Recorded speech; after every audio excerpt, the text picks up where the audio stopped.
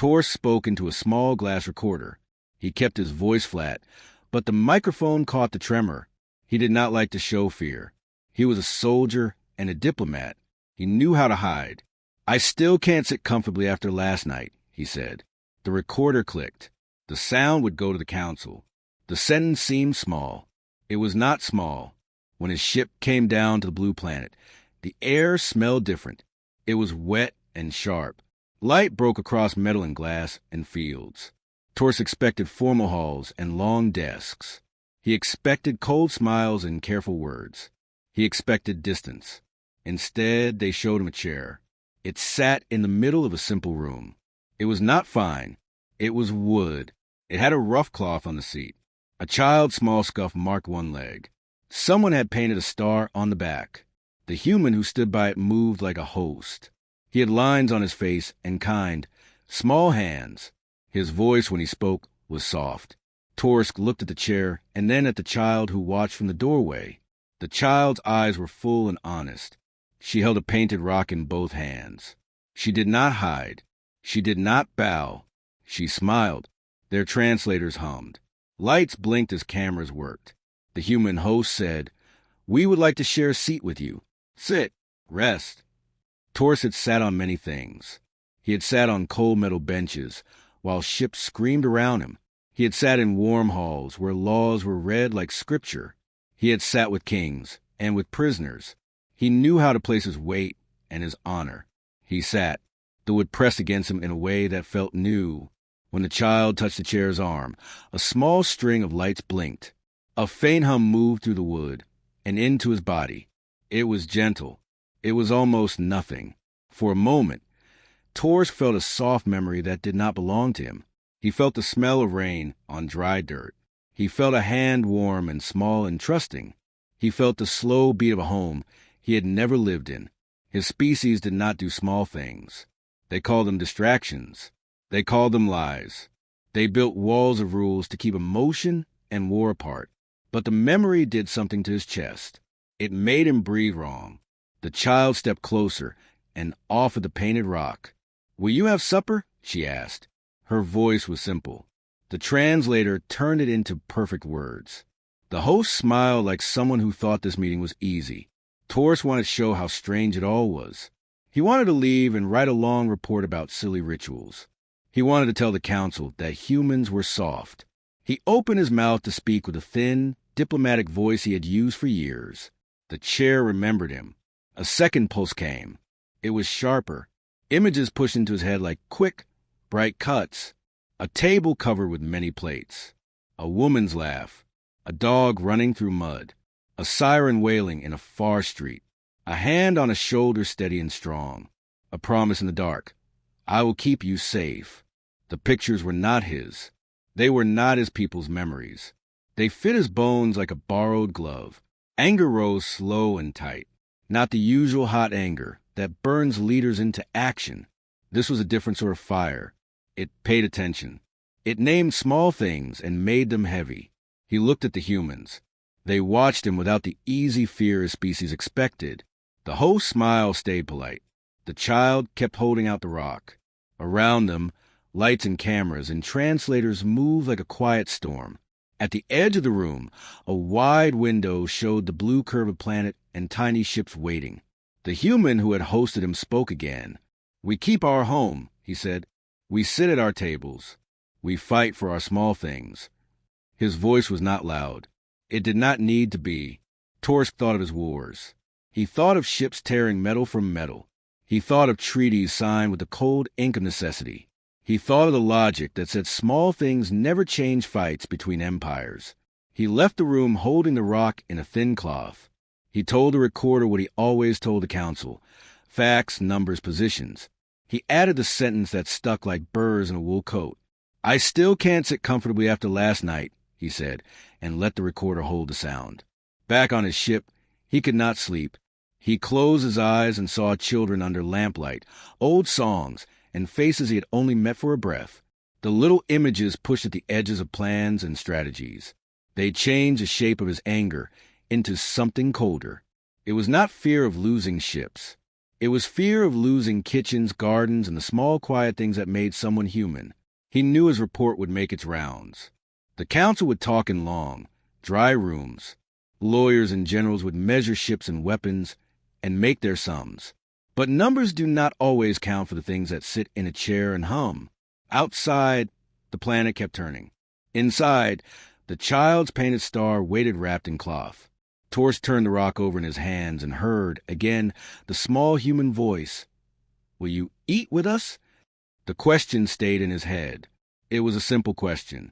It was the kind that makes kings forget their speeches. It was the kind that later would make empires uncomfortable where they had always sat. Night felt like a secret on the small world. Oil lamps burned low. Metal sang quietly as hands worked. In a dusty garage at the edge of a town, Mara bent over an old truck. She had grease under her nails and a small knife tucked behind her ear. She hummed a soft song her grandmother once sang.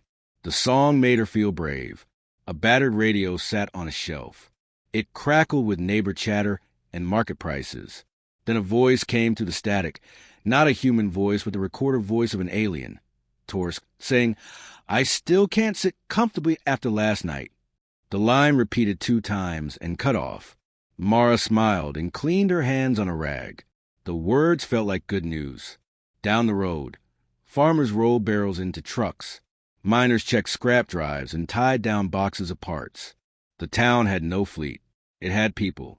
People had tools and meals and stubborn hope. Someone nailed a wooden sign on an old post for the table. It was a joke and a vow. The children drew stars in chalk, and a woman braided wires into coils and hung them like garlands. Mara packed the truck with what she had. Spare engines, a tarpaulin full of hand tools, a pile of odd electronics, and a crate of old car batteries. She strapped a metal net to the roof. The net was made of fishing line, copper wire, and bits of an old antenna. In the center, someone had fixed a broken home speaker. It would sing at a certain frequency and make metal shiver. It was not a Navy device. It was a neighbor's invention. By dawn, a convoy crawled out of town. The trucks were not military. They were tractors, delivery vans, a bakery cart with flour sacks, and an armored bus from the school. People stood on roofs and held lanterns. Mothers hugged their children and handed them small tins of biscuits. The convoy moved like a community walking to a harvest, not like a war fleet. That made it harder to hate. Word spread on odd channels, mail runners, coded songs, shopkeepers passing notes in pockets. The convoy was not alone. Other towns sent similar groups. Farmers who never left their fields tied old plow blades to truck sides. A retired teacher welded sheets of metal into shields. A fisherman fitted ropes and buoys onto a flatbed and called a sea net. Everyone had something. Everyone had a reason. Torsk watched the broadcast from a dark room on his ship. He had read the reports. He had heard the phrase again and again. Small things, tables, children. He could not understand why the humans made war like this. He expected lines and anchors, the cold symmetry of formation. He expected men in uniforms shouting orders. Instead, he saw neighbors singing as they drove, and women loading crates with hands that did not tremble. A human scout corvette moved too close to one convoy. The corvette was clean and fast, and meant to frighten such groups into scattering. It blinked bright lights and sent a voice that called the convoy to stand down. The convoy did not scatter. A baker on a flatbed shouted a reply. "We are for our table. Move along." The corvette laughed. If a ship could laugh in light, it fired a warning pulse. Mara felt the ground shiver. Her truck shuddered, but she kept the engine. At the front, a school bus rolled slowly and a class teacher stood and read a poem about small things. The human pilots below them kept faces set like stone. The corvette moved closer. It thought it would scare simple people. It did not know about the net. When the ship dipped low, Mara's teamed through the net like fishermen. The copper wires were tied to battery packs and old amplifiers. The speaker in the middle sang and the net hummed. The sound matched the frequency the corvette's hull hated. Metal sang back and lost its patience. The corvette's sensors blinked and then stuttered. Engines coughed. Panels bled light. A thin, bright arc jumped from the corvette to the net. Sparks painted the sky. For a moment, everyone held their breath. Then the Corvette veered and dropped like a startled bird. It did not explode. It could have. Instead, it fell silent and floated, a stunned thing. Its crew scrambled and saw a school bus with chalk on its windows and a woman with flour on her hands, standing like a sentinel. News moved faster than any official report. Cameras on the quiet ships and on trader drones streamed the scene.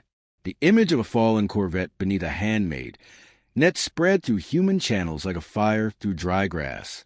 People cheered in fields and closed shop doors in towns to listen. Back on his ship, Torst's report to the council said numbers and losses.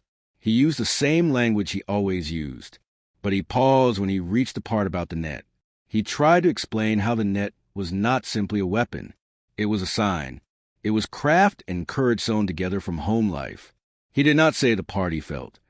The fear that something small could change a plan measured in tons of metal and miles of space. The council met in high halls that shone with polished stone. Generals showed charts. Lawyers counted ships. A few laughed when the image of the Corvette beneath a bus came across the screens. They called an oddity, a mistake, a trick easy to fix. They measured the event as a single loss in a long list. Torst pressed his palms flat on the table. He had seen good men miss a tide because they called the sea small. They are not a fleet, one leader said. They are scattered.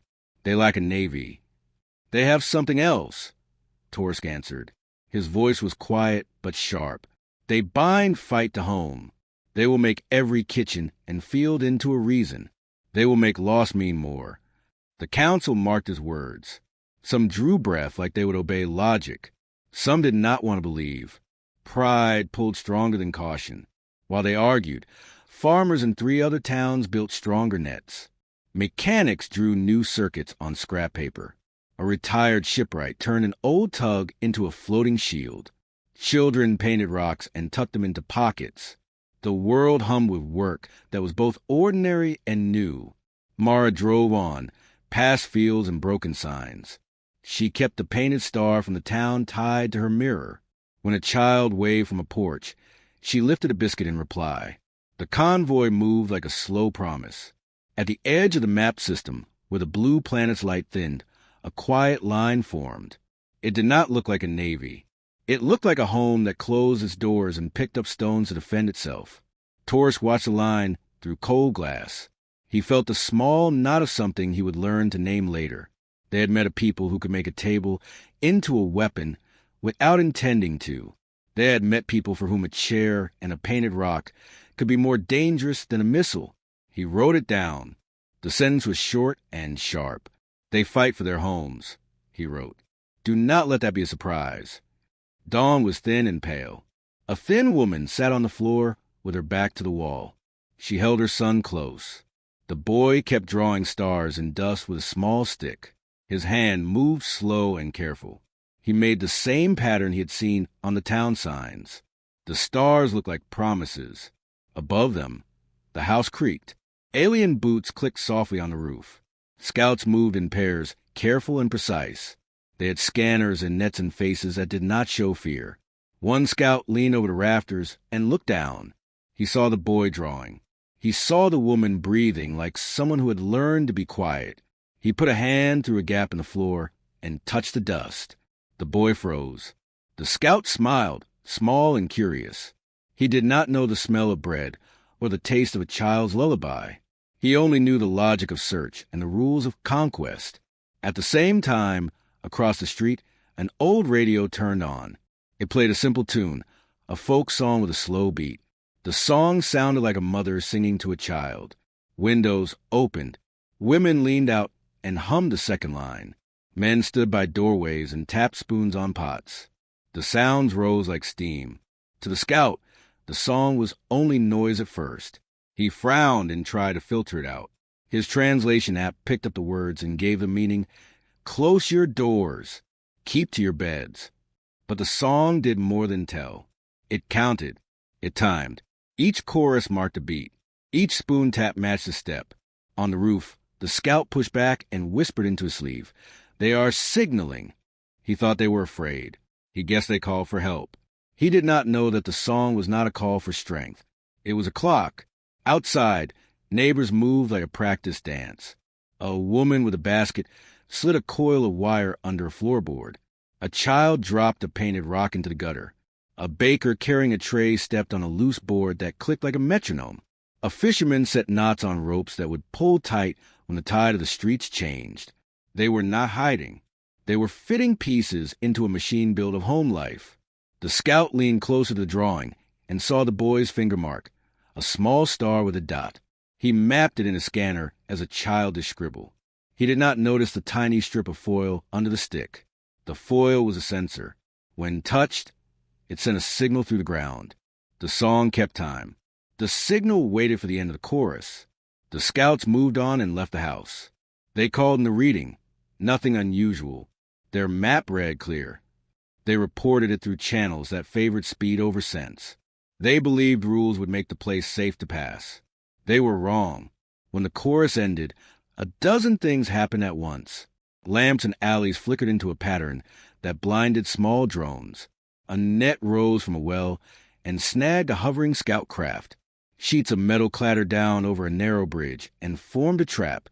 The fishermen's ropes tightened and pulled a ruined delivery cart into the path of a scouting pod. The song's beat had the sound of moving wood and the faint snap of a trip line. A scout pod tried to bank away and found itself inside a ring of low-explosive charges made from old gas canisters. They did not blow the world apart.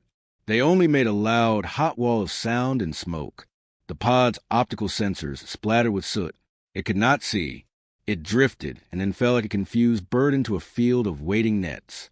Neighbors helped. Teenagers who had learned to weld in garages worked lifelines. Old women who had once run kitchens poured boiling oil into channels, not to kill, but to clog sensors and slow movement. Children scattered painted rocks to make the ground noisy. The whole town moved like one hand closing. The alien scouts scrambled. They were trained to take buildings, not neighborhoods.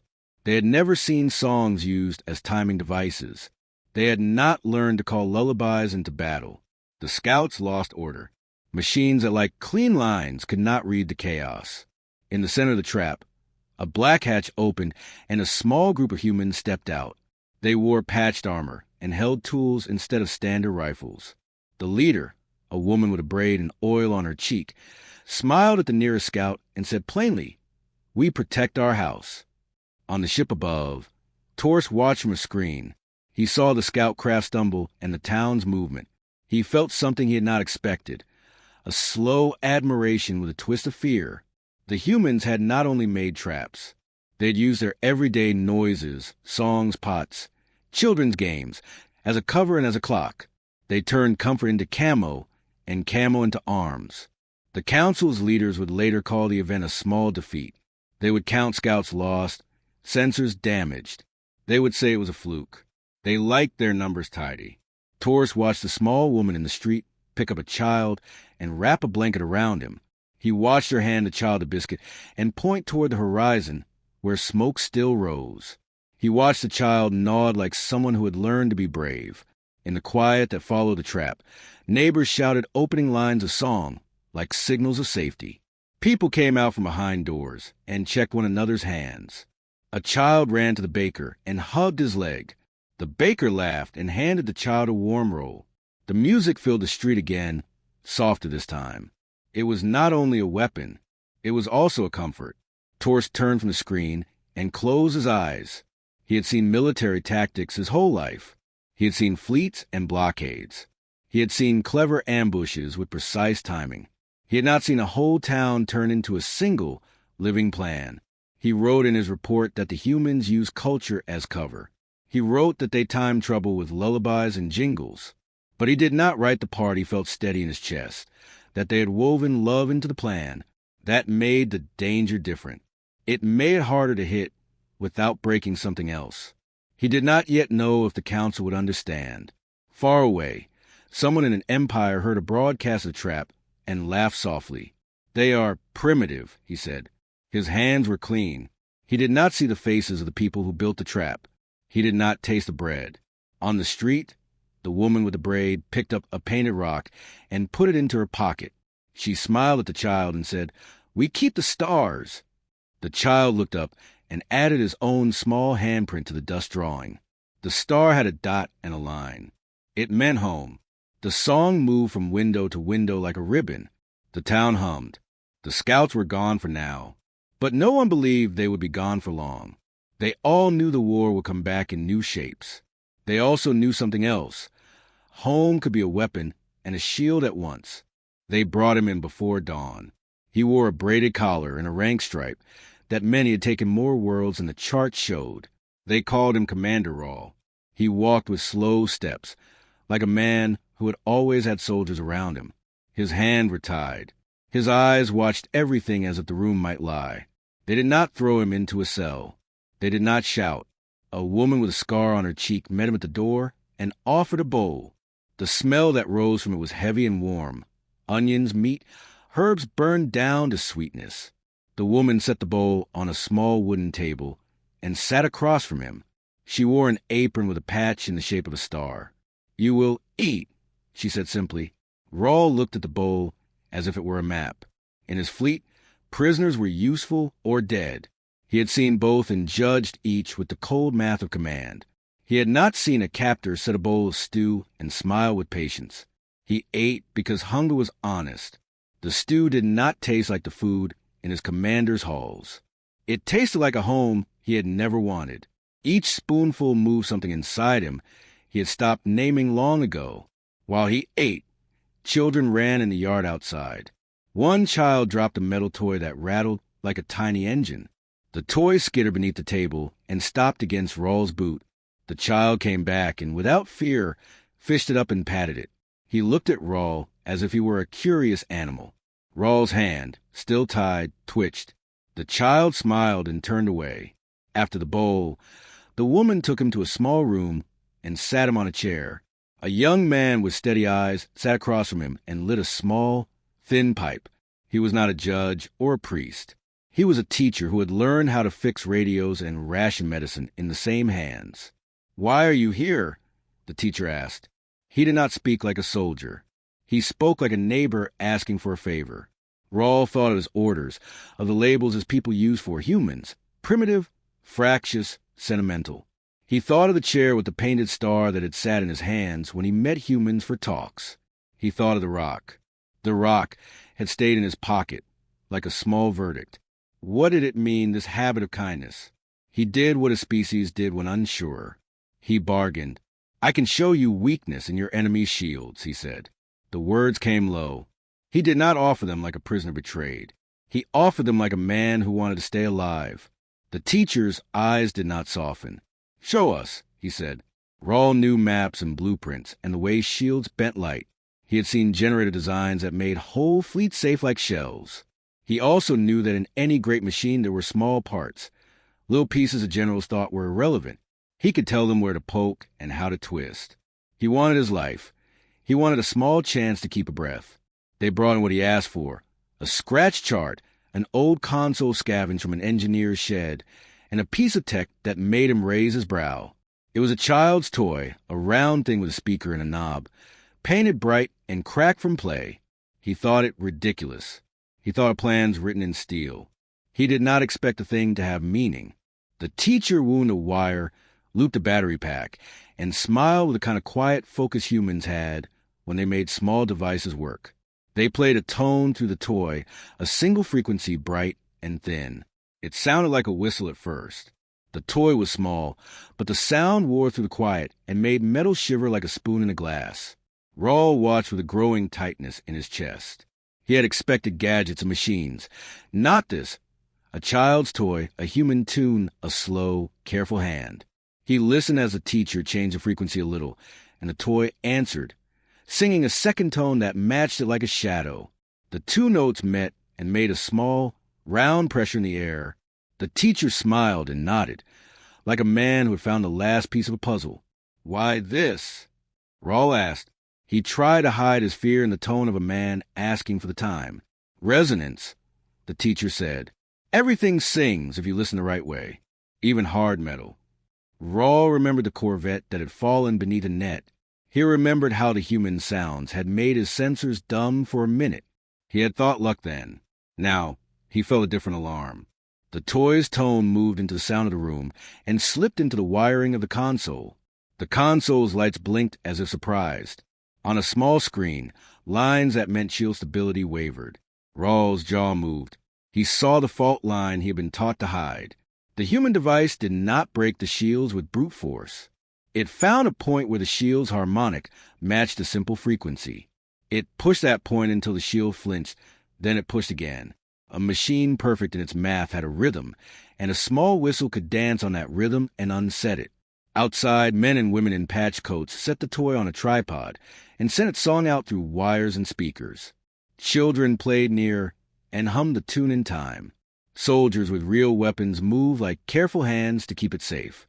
The toy's voice built into a local chorus and then into something bigger.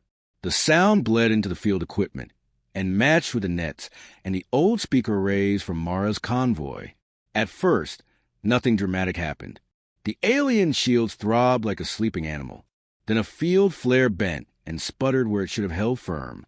A test drone that had flown near the line came back with a Fritz sensor and a panic report. On the ship bridges above, officers barked orders and rechecked algorithms. They did not know how to handle a war that used lullabies and toys. Rawl felt something like shame move inside him. He had offered the secret, but he had not known it would be used with a bowl of stew and a child's toy. He had not seen the way humans wrapped cunning in kindness. He had not expected them to be both soft and sharp. When the first alien strike tried to force a shielded gate, the shield gave in a small, controlled way. Not a collapse, not a catastrophe, but enough. Enough that the humans could push through a broken seam and close it behind them. Enough that a supply line closed and a plan that had counted on continuous shield strength lost its shape. Rawl watched soldiers scurry and heard the distant cry of orders he could not read. He had shown them a fault. He had kept his life. He had not known he had handed them a new truth. That night, before they let him sleep, the woman with the apron came and sat by his chair. She handed him a small bowl again and offered a piece of bread. "Eat," she said. Rawl took it. He looked at the child's toy across the room, patched with tape and a painted star. He thought of his own plans in the cold rooms where commanders plotted in the dark. He felt a small thing move in his chest. Less fear now, but not forgiveness. He turned his head and, with hands less steady than before, said something he had not planned. "You have taught me something I did not want to learn. You fight for your small things, and those small things make you very dangerous." The woman smiled without triumph. "We keep our table," she said simply. "We keep our home." Outside, the toy's song went on, a thin sound wrapped in children's laughter. It was a weapon and a lullaby. It was both. It made the galaxy listen a little different that night. The council hall smelled of old stone and careful power.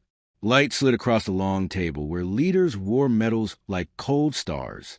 Torsk stood before them with the painted rock in his palm.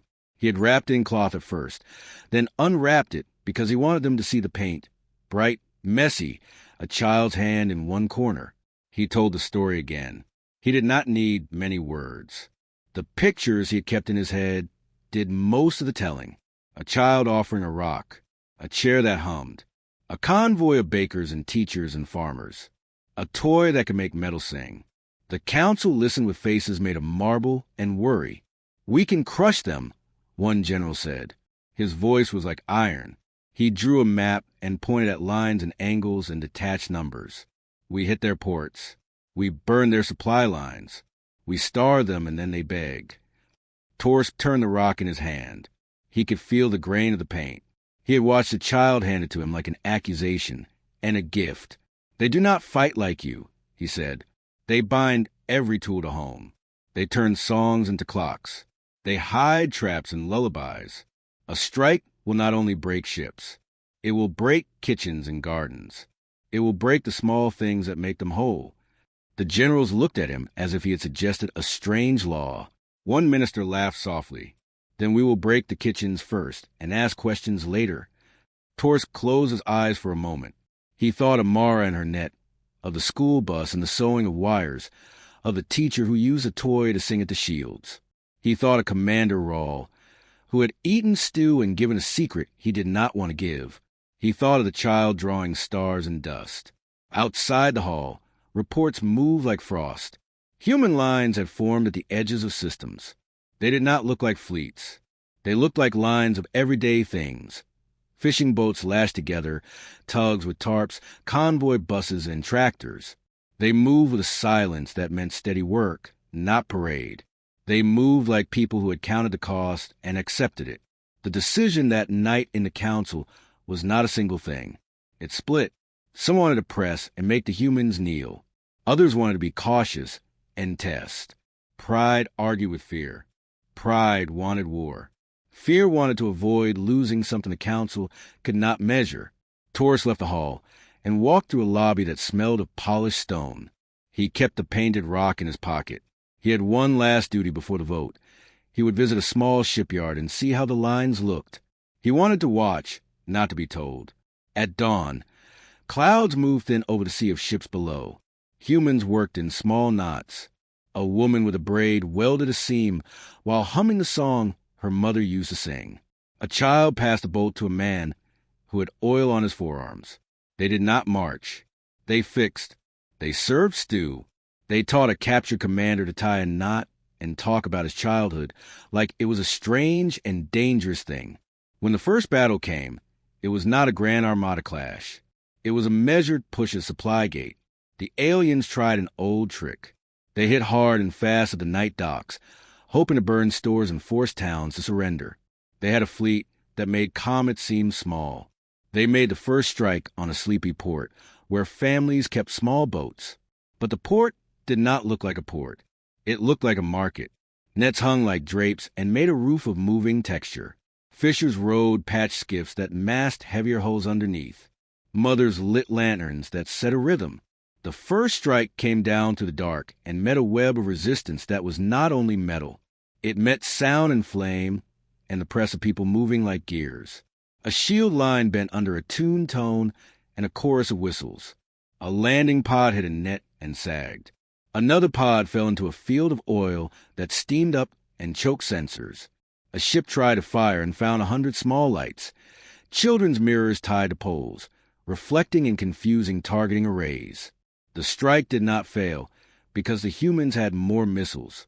It failed because the humans had woven defense into everything they valued. The aliens pulled back, not all at once. Some units held their line and were punished. Some withdrew carefully. It was a messy thing, and it left both sides with burned hands. The news of the failed strike moved like a slow thunder. It reached councils and kitchens and barrooms.